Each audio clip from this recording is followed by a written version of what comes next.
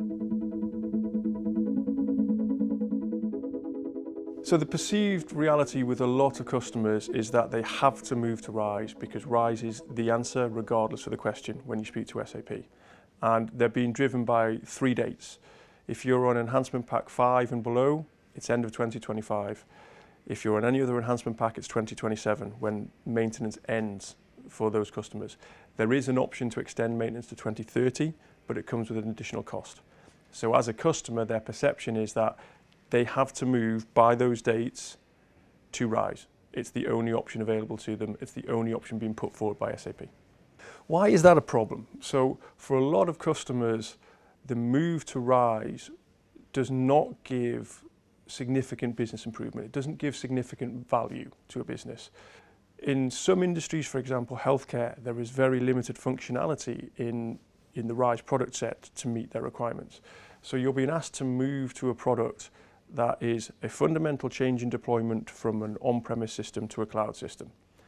It is a system that will not potentially deliver significant big business value, but there is a huge migration project, there's a huge project around the preparation and conversion of data, there's a huge project about taking your old system and moving your business from an on-premise system to a cloud system, from moving away from all the customizations that you've created over the years as a business, all the intellectual property in those customizations being removed and being fitted to standard in a cloud model. There's an inherent risk around doing that if that is not what is right for your business, if that's not delivering the value to justify the cost and the risk. Most businesses with very little business value but significant cost and risk would not take that decision. They're taking that decision because they feel that they have no other option. A lot of customers are also seeing when they move to RISE from an existing position that SAP have some very attractive commercial models. Those commercial models are quite often built upon the high margin maintenance that they're getting at the moment. So when that high margin maintenance props up the RISE commercials, then they can be very aggressive and very attractive for a customer. But once you've fully migrated and you're onto that cloud platform, you no longer have the revenue, margin-rich revenue of maintenance to prop that up. There's only one way that SAP can continue to increase their margins and increase their revenue, and that's by increasing the cost of the cloud. By which point you are committed, you're fully on the cloud, you as a customer are there, you're almost locked into that decision. So any price increases by SAP almost have to be swallowed, otherwise you're looking at a very, very costly exercise to take yourself out of the cloud and either back to on-premise or back to another ERP vendor.